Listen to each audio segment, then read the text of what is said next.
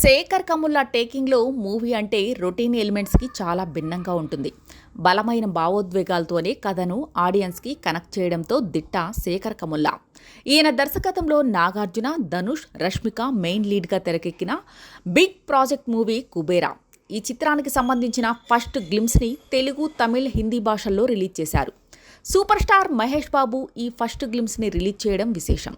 First షాట్లో ధనుష్ బిచ్చగాడి మాదిరిగా మాసిన గడ్డం, చిరిగిన బట్టలతో కుక్కపిల్లని ఎత్తుకుని నవ్వే సీన్ గూస్ బంప్స్ అంతే. పాత్ర కోసం ప్రాణం పెట్టడం అంటే ఇదే అనేటట్టుగా ఉంది.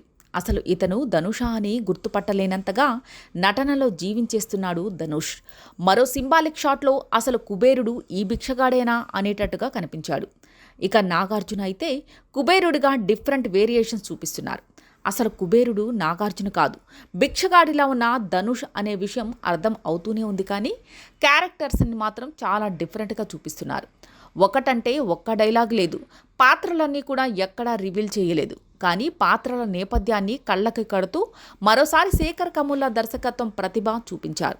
దేవి శ్రీప్రసాద్ అందించిన బ్యాక్గ్రౌండ్ స్కోర్ అయితే నెక్స్ట్ లెవెల్.